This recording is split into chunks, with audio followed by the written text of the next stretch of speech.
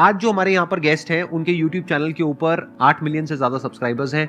ये दो को फाउंडर्स हैं इस कंपनी के, एक है जो टीचर है जो पढ़ाते हैं और एक है जो बैकएंड पे सारे ऑपरेशन संभालते हैं। उनको आज से पहले आपने कभी नहीं देखा होगा स्टेज पे। So please give an energetic and warm welcome to the founder of Exampur.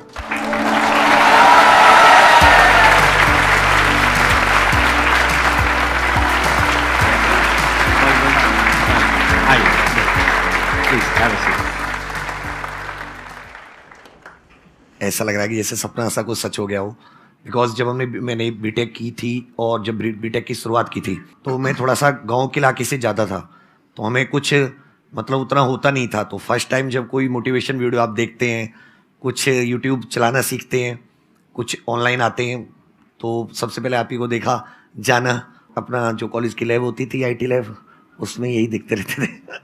वो एक ऑरा वाली फीलिंग आती है ना कि ऐसा हो जाए तो मजा आ जाएगा। तो लेकिन जब जैसे जैसे हम लोग आगे बढ़ते गए जर्नी में, चीजें देखी कि कैसे होती हैं, काफी कुछ इंस्पिरेशन भी मिलती रही उस साइड से, आपकी तरफ से। आज तो आप बहुत अच्छा कर रहे हैं, आई मस्ट से दैट, क्योंकि मैंने थोड़ा रिसर्च किया आपकी कंपनी के ऊपर। आज आई थिंक आपकी कंपनी में 600 से ज्यादा एम्प्लॉइज हैं, if I am not wrong. Yes. तो आपने अपने करियर की शुरुआत कब करी? मेरी जर्नी थोड़ी सी रोलर कोस्टर रही है। हाँ, मैं वही जानना चाहता हूँ थोड़ा सा एक बार आपकी जर्नी के बारे में। मेरे फादर गवर्नमेंट जॉब में थे, आर्मी में थे, तो मैंने सोचा पहले मैं गवर्नमेंट जॉब निकालूंगा तब मेरी बात लोग सुनेंगे, ऐसे सुनने वाले नहीं है। देन फिर अदर जॉब्स के लिए ट्राई किया, तो बहुत बार कुछ नंबरों से रही, कुछ इंटरव्यू से निकले, 13 SSB दी, मतलब सब कुछ किया, तो अंत में फिर एक जॉब निकली। देन बोला अब बात सुनने में, तो वो साबित भी हुआ कि जब आप कुछ कर लेते तभी आपकी बात सुनी जाती, नहीं तो कोई सुनता ही नहीं। आपने कितने टाइम तक करी वो जॉब? मैंने ज्वाइनिंग लेटर लेकर मैं गया नहीं ज्वाइन करने ट्रेनिंग पर, क्योंकि मुझे इधर मेरा रास्ता समझ में आ गया, मेरे जीवन का लक्ष्य क्या है। क्या समझ आ गया? कि मुझे मतलब जो मैं कर रहा हूँ, जिसमें मैं अच्छा हूँ, जो मुझे टीचिंग मतलब मेरा खून में, ऐसा समझिए कि मुझे दुनिया की सारी टेंशन मैं बोर्ड पे जाके भूल जाता हूँ, तो मुझे यही करना है, इसी में आगे, इसमें सोसाइटी को भी मैं काफ़ी लाभ पहुँचा पा रहा हूँ, तो मुझे एग्जिस्टेंस इसमें मिल रही है। तो आप दोनों कैसे मिले? ये संयोग मतलब तो मैं तो ईश्वर का ही वो मानता हूँ कि मतलब मेरे पास जो टेक था, हम एक यूट्यूब चैनल थे, बट आपको सपोर्ट करने के लिए आपको पैसे की रिक्वायरमेंट होती है, और पैसे आपको आप कोर्स वगैरह कुछ सेल करते हैं तभी आते हैं। तो फिर मुझे एक टेक की ज़रूरत थी, एक अच्छी एप्लीकेशन की ज़रूरत थी, तो अचानक से एक दिन प्रधान जी आ जाते हैं। उस टाइम पे 10-15 लोगों की टीम थी और फ्लैट से ही ऑपरेट कर रहे थे, तो फ्लैट में ही मिले हम लोग। जब मिले तो फिर उसके बाद ऐसा लगा कि बने ही इसके लिए थे कि साथ में काम करने के लिए, made for each other type. हाँ, made for each other type. लेकिन आपकी वाइफ भी साथ में आई है? मेरी वाइफ भी साथ। तो आई एम श्योर आपको थोड़ा प्रॉब्लम होती होगी इनकी जो इक्वेशन है उससे। I have seen all the journey, I have seen it all. तो अभी प्रेजेंट सिचुएशन ये है कि वरदान सोता नहीं है जब तक वो विवेक सर से बात नहीं कर लेता। अच्छा। मतलब ये अपडेट रात को जब तक इनकी 1 घंटे की कॉल नहीं होती, like my time is gone, पर 1 घंटे जब तक वरदान सारे दिन का अपडेट, एंड वो सिर्फ काम से रिलेटेड नहीं है। आई मीन देयर जैसे बेस्ट फ्रेंड्स होते हैं ना, वैसे इन लोग की इक्वेशन है, and they built it themself. तो आप इनका ब्रेकअप करवाने के बारे में कभी सोचा? मैं विवेक सर को पुश कर रही हूँ कि वो शादी कर ले। हाँ, यही एक सॉल्यूशन है, प्रैक्टिकल सॉल्यूशन तो यही है। यहाँ पे एक बहुत बड़ी चीज सीखने वाली है कि कोई भी बिजनेस को बड़ा करने के लिए, if you want to really do something big in life, you need somebody जिनके साथ में आपकी एक अच्छी इक्वेशन हो, जिन पर आप ट्रस्ट कर सको, और जिस तरीके से बता रहे हैं कि जिनसे आप डेली रात को 1 घंटा बात कर सको शादी के बाद भी।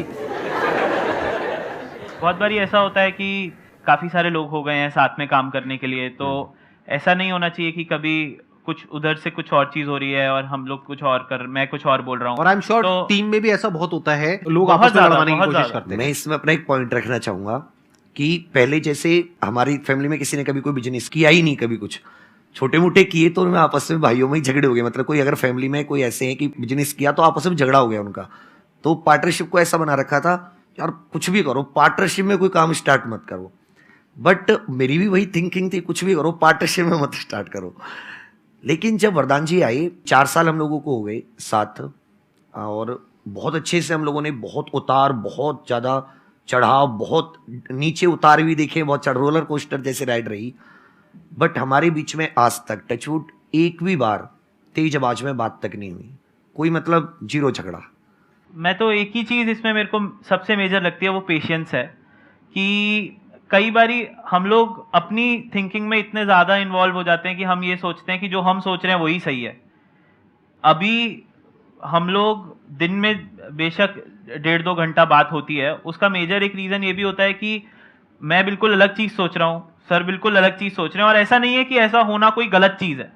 और जब उनके मिलने से एक सॉल्यूशन निकलता है तो वो सॉल्यूशन मेरे को लगता है कि वो सबसे ज्यादा एफिशिएंट सॉल्यूशन होता है। लेकिन उस डिस्कशन में ऑब्वियसली ये आपको ध्यान रखना होता है कि हम लोगों के लिए सिर्फ इस डिस्कशन के लिए खत्म नहीं हो जाएगी जिंदगी, इसके आगे भी बहुत बड़ी जिंदगी है। तो अगर साथ में रहेंगे तो बहुत कुछ अचीव कर पाएंगे। तो हम लोग हमेशा बोलते हैं कि 1 और 1 11 अगर हो सकता है तब तो 1+1 करने का फायदा है। अगर 1+1 2 भी हो रहा है तो फिर कोई उसका इतना फायदा नहीं होता। इसमें मेरा एक छोटा सा वो है कि एक तो कम्युनिकेशन गैप मत रखिए कभी भी। मीन्स आप गुस्सा है अपने पार्टनर से, आपको बहुत गुस्सा आ रहा है उसके किसी बात पे, आप बात कीजिए। सेकंड चीज, एकदम ब्लाइंड ट्रस्ट, मीन्स आपको ऑनेस्ट रहना पड़ेगा। और तीसरी चीज की, मान ले तो उन्होंने कोई डिसीजन लिया, अब आपको ये नहीं कि आप उस पर लग गए, और ये तो हो ही नहीं सकता। ये ओवर द टाइम आएगा कि आप उन्होंने कोई डिसीजन लिया और आपको उससे का कोई बहुत लॉस हुआ। जैसे मेरे साथ फर्स्ट टाइम क्या हुआ कि हम लोग 4-5 महीने काम करते हुए थे, काम अच्छा हो गया तो मैंने एक डिसीजन ले लिया कि भाई हम पूरे भारत में अब एडवर्टाइजमेंट देंगे अखबार में, न्यूज़पेपर में। वर्दा ने कहा ओके करेंगे। उसने पूरा एजेंसी से बात की, उसको पूरा पे कर दिया। जिस दिन वो निकलने वाला था उस दिन एक दिन पहले मेरा दिमाग बदल गया। मैंने अरे ये तो घाटे की चीज है, तो सही नहीं, अभी हम लोग इतने बड़े नहीं हुए कि हम लोग इतना फैल जाएं, मैनेज कैसे हुआ, नेगेटिविटी आएगी अगर मैनेज नहीं हो पाया। मैंने कहा यार इसको रोको, बोले पैसे तो चले गए। तो वहां पे झगड़ा हो सकता था, वहां पे वरदान कहता आपने इतना पैसे का लॉस करा दिया, उसने सपोर्ट किया। मीन्स तो उससे मुझे थोड़ा सा और मिला और अच्छा कॉन्फिडेंस आया। मेरा यहाँ पे ना एक क्वेश्चन है आप दोनों से कि जैसे यूजुअली क्या होता है बिजनेस में, जैसे 2 को फाउंडर्स होते हैं तो एक होता है जो बहुत ही ऑप्टिमिस्टिक होता है और दूसरा उसको थोड़ा सा रोकता है, लगाम लगाता है। तो आप में से कौन वो रोल प्ले करता है? हंस रहे हो, आपकी हंसी बहुत कुछ कह रही है। वैसे सर बहुत ज्यादा ग्रोथ ओरिएंटेड हैं। पहले मैं शायद थोड़ा ज्यादा रोकता था, लेकिन अब वो धीरे धीरे मैं अब वो भी करना बंद कर दिया। क्योंकि मैं एक छोटी सी स्टोरी बताता हूँ कि जिस टाइम पे हम लोग का एक चैनल जो मेन चैनल है जिसके अभी करीब 8.5-9 मिलियन सब्सक्राइबर्स हैं, हम लोगों ने डिसाइड किया हम एक और चैनल स्टार्ट करेंगे। ये सर का डिसीजन था कि हम एक और स्टार्ट करेंगे। हमें मेन चैनल काफी अच्छा सब कुछ कर रहा था और लिटरली हमने स्टार्ट किए हुए तब 3 महीने हुए थे। तो मेरे को ये था कि क्या करना है यार, सब तो अच्छा है, क्यों। तो सर ने बोला नहीं हम लोग ना डिफेंस में आएंगे, हम डिफेंस के स्टूडेंट्स को भी पढ़ाना शुरू करेंगे। तो ये भी एक मूव बहुत स्ट्रांग था कि हमें एक और चैनल खोलना है जहां पे 0 सब्सक्राइबर बेस से हम दोबारा से शुरू करेंगे, जहां हमें कोई जानता नहीं होगा। अब वो चैनल भी अब करीब 1.3 मिलियन का हो गया है। तो उस टाइम पे वो सोचना कि अब हम डिफेंस के स्टूडेंट्स को भी पढ़ाना शुरू करेंगे, और वही है रीजन कि आज हम लोग ऑलमोस्ट 26 चैनल्स में डाइवर्सिफाई कर चुके हैं। और टोटल आपके कितने सब्सक्राइबर्स हैं अगर सारे चैनल्स को मिला लिया जाए तो? करीब अभी 16 मिलियन सब्सक्राइबर्स हैं। 16 मिलियन सब्सक्राइबर्स हैं यूट्यूब पे। First of all very thank you sir कि यहाँ पे मुझे बहुत कुछ सीखने के लिए मिला है। और मेरा क्वेश्चन सर से ये है कि सर जब आप अपनी इनिशियल स्टेजेस पे थे जस्ट टीचिंग के, तो जैसे कि आप खुद भी पढ़ रहे थे और किसी एग्ज़ाम की प्रिपरेशन भी कर रहे थे, तो बहुत सारे ऐसे बच्चे, जैसे मैं भी हूँ, मैं पढ़ाती भी हूँ और मैं कुछ कॉम्पिटिटिव एग्ज़ाम की प्रिपरेशन भी कर रही हूँ। तो कई बार क्या होता है कि हम एक बार में क्लियर नहीं करते उस चीज़ को, हमें 1-2 मतलब बहुत सारे अटैम्प्ट देने पड़ते हैं। तो उस टाइम में माइंड में एक थॉट चलता है कि हम तो इतनी बार फेल हो गए हैं, क्या पता हम अपने स्टूडेंट्स को उतना अच्छा दे पा रहे हैं कि नहीं। तो इस डीमोटिवेशन से कैसे खुद को टैकल करें? इसमें जैसे मैं बहुत बार फेल हुआ हूँ, इतनी बार फेल हुआ हूँ कि एक बार तो मेरे पूरे गांव में टैग लग गया था कि वो सबसे बड़ा फेलियर है, उसका कुछ नहीं होने वाला, कि वहां भी गया बीटेक भी की, ये भी किया, कुछ नहीं होने वाला। मैंने एक चीज देखी कि अगर आप लग गए किसी चीज से, अब आप उसे छोड़िए मत। 2007 से मैंने गवर्नमेंट एग्जाम्स के फॉर्म फिल करने शुरू किए, 10 क्लियर होने वाली थी तब से। जब मैं 25 ईयर्स का हो गया तब जाके मतलब मेरी बीटेक हो गई, बीटेक होने को भी 3 साल हो गए, तब जाके मुझे मिली, लेकिन रैंक मिली। तो मैंने कभी जो अपना फेलियर था उसका सर स्टूडेंट पे नहीं आने दिया। अब जब आप एग्जाम्स देते हैं तो अपने फेलियर से आपको अब बार बार एग्जाम देते हैं तो आपको एग्जाम की नॉलेज ज़्यादा हो जाती है। अब जो आपने उससे सीखा वो आप स्टूडेंट को स्ट्रॉन्ग कीजिए, और अगर आपने अपने पे काम किया तो आप खुद भी धीरे धीरे फिर स्ट्रॉन्ग हो ही जाएंगे। ये जो पॉइंट है ना यहाँ पे जो समझने वाला है वो ये है कि आप जब बच्चों को पढ़ा रहे हैं तो उनको तो नहीं पढ़ा रहे जो कि सेम एग्जामिनेशन की तैयारी कर रहे हैं जिसकी आप कर रहे हैं। आप अगर खुद एक एग्जामिनेशन की तैयारी कर रहे हैं तो हो सकता है ऐसे बच्चों को पढ़ा रहे हैं जो आपसे 3 साल 4 साल 5 साल पीछे हैं। मान लो अभी आप अपनी ग्रेजुएशन पूरी कर चुके हैं और आप बच्चों को पढ़ा रहे हैं जो 11th में है 12th में है, राइट? ऐसे ही कुछ कर रहे होंगे। Like I am preparing for like medical entrance exam और मैं जो बच्चों को पढ़ा रही हूँ 9, 10th, 11th, 12th की कैटेगरी में रहते हैं। That's what I am saying. देखना, ध्यान से समझना, 9, 10th में तो आपने सक्सेस को अचीव किया है ना, तो जहां आपने सक्सेस को अचीव किया है वहीं तो उनको सक्सेस को अचीव करवाने की कोशिश कर रहे हो। अभी आप मेडिकल की तैयारी कर रहे हो, दैट मीन्स आप अपनी 12th क्लियर कर चुके हो एंड आई एम श्योर आपने अच्छे मार्क्स से क्लियर करी होगी। मैं ठीक कह रहा हूं ना? Yes, sir. तो जब आपने अच्छे मार्क्स से क्लियर करी है तो आप कैपेबल हो उन लोगों को अच्छे से पढ़ाने में और उन लोगों की अच्छे से तैयारी करवाने में। तो कभी भी अपने आप को अंडर एस्टिमेट नहीं करना चाहिए।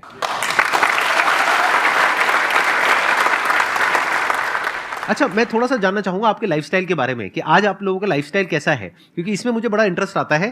क्योंकि यहां पर कुछ गेस्ट आते हैं जिनके पास पैसा कम होता है लेकिन लाइफस्टाइल बड़ा भयानक होता है उनका, और कुछ ऐसे गेस्ट आते हैं जिनके पास पैसा बहुत होता है लेकिन लाइफस्टाइल बहुत ही नॉर्मल होता है। तो आप किस कैटेगरी में है? मेरा सेकंड वाली कैटेगरी है। मीन्स आराम से मस्त रहिए, ज्यादा चीजें खट्टी नहीं है मेरे पास। मैं ज्यादा ये वो ये भी मतलब गाड़ी फेरारी बंगला, वगैरह वो सब नहीं है कुछ आपके नहीं। पास में? अपना बस स्कॉर्पियो खरीदी, उसके अलावा कोई बड़ी ऐसा कुछ नहीं। तो अपना ऐसा है कि पहनने के लिए टी शर्ट अपनी जो पढ़ाते उसी में है, और फिर 4-5 घंटे क्लास होती, तो बहुत ही उसी के अनुसार अपने आप ढल गए। बोला जाना कहीं है नहीं, संडे को भी क्लासेस, सैटरडे भी क्लासेस, करना कुछ है नहीं, तो क्यों ही फालतू का सब कुछ जोड़ा, फिर उसको साफ करते रहो, फिर उसको मैनेज करते रहो। और अभी भी आप खुद क्लासेस कंडक्ट करते हो? हाँ, मेरी इस 4-5 लेवल पे आने के घंटे बाद भी रेगुलर। डेली आप 4-5 घंटे क्लासेस कंडक्ट करते हो खुद? यस। बट कैसे टाइम निकाल पाते हो? क्योंकि एक है 600 लोगों की टीम को मैनेज करना और प्लस क्लासेस भी कंडक्ट करना। वरदान जी है इसलिए। अच्छा, इसलिए आपको वरदान मिला है।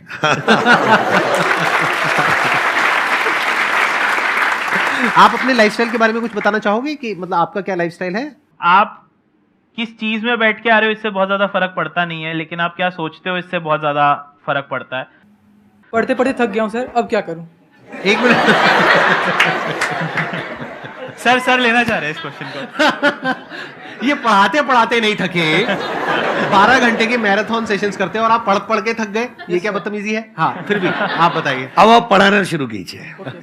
अब आपके पास ओवरलोड हो गया, अब आप उसको दीजिए किसी को, तब आपको हो सकता है अपने पढ़ाने में कुछ नया निकले। आप उसको पढ़ाओगे तो कुछ नया समझोगे, नया सिखाओगे, फिर आपका जो सोचने का स्तर है वो और बढ़ेगा। मतलब आप क्या करिए, आप अपना रिज्यूम लाए हो अभी? No sir. यही तो गलती करी आपने।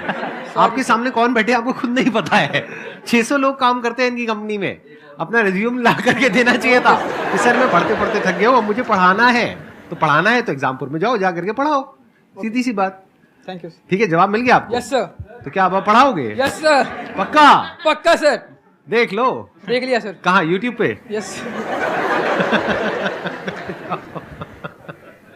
सर मैं ये पूछना चाहता हूँ, जैसे MS धोनी है वो अपनी फील्ड से अलग हो गए लेकिन उनकी जगह कोई नहीं ले सकता। ऐसे संदीप महेश्वरी सर है, वो अपनी फील्ड से अलग हो जाएंगे, उनकी कोई जगह नहीं ले सकता। ये किंग मेकर वाली थिंकिंग ये कैसे डेवलप की जाती है कि कैसे बनाए कि हाँ अगर मैं इस फील्ड में हूँ, मैं छोड़ के जाऊंगा तो हमेशा ये फील्ड खाली रहेगी मेरे बिना? ये तो आपका डेडिकेशन ही तय करेगा कि आप उसमें कितने लंबे रुकने वाले, क्योंकि आप छाप तभी छोड़ सकते हैं जब आप उसमें लंबे रुकेंगे। और आप लंबे रुकेंगे और आप प्लान के साथ स्टार्ट करेंगे और आपको होगा कि मुझे उस लक्ष्य है, इस प्लान करोगे तो आपके पास मंजिल भी होगी, कोई ना कोई गोल भी होगा, उसमें आप लंबे रुकेंगे, देन आप अपनी एक जगह स्थित बना लेंगे, फिर आप सोच पाएंगे कि अब कोई जगह नहीं ले सकता। बहुत बढ़िया बात है। तो आपका जो क्वेश्चन है उसका एक पॉइंट हमको मिला, लंबे रुकना है, यानी कि लाइफ में अप्स भी आएंगे और डाउन्स भी आएंगे।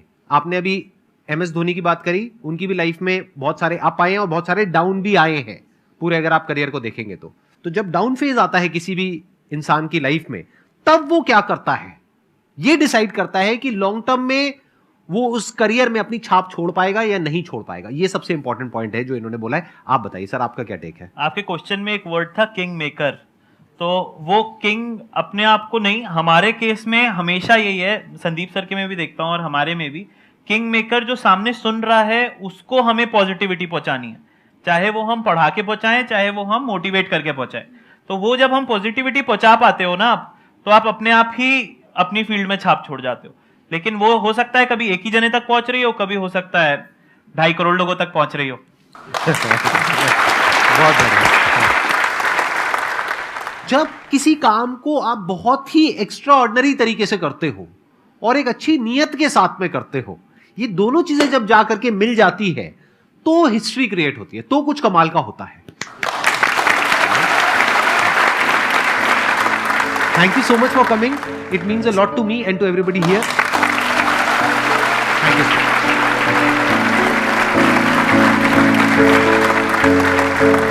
you.